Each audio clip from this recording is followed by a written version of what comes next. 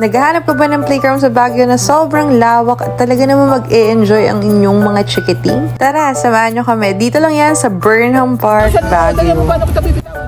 At syempre, dahil nakita na nga ni Amari ang playground at sobrang excited niya nang maglaro, ayan, nagyayaya na talaga siyang bumaba niyan. Kaso lang, wala pa siyang slippers, so susuotan muna natin siya ng tsinelas.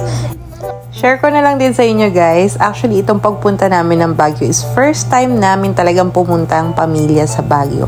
Ito is sobrang biglaan, unplanned talaga siya, wala kaming dalang damit, doon lang kami bumili sa Baguio.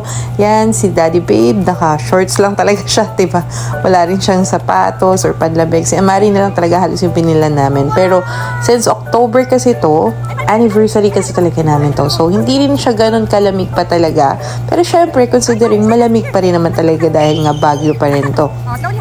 Pero yun, so far, okay naman. Ang importante is nag-enjoy ang baby Amari namin.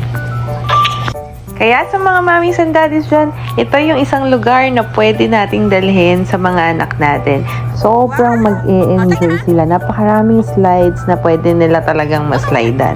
Yan, isipin nyo si Amari is 1-year-old lang siya ng ano to. Pero sobrang mag-enjoy talaga siya. High five kay mama! High five! Ano yun? High five! Ura! O, diba? Pati to, hindi pinanagtas ng ating baby Amari. Pati yan, sinubukan niya rin.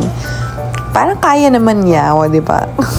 Mga ilang seconds din na kaya naman niyang gawin. At syempre, hindi pwedeng mawawala ang siso kasi isa dun to sa paboritong activity ni Amari. O, at least nag-enjoy siya, diba? So, sa mga may kids dyan, I suggest puntahan nyo to. Burnham Park, Baguio. Libre lang, pero siguradong mag-e-enjoy yung mga anak. Yay! Pinagbigyan ka ni Mami. Say Mama. Mama. I love you. Wow. O, say Mama.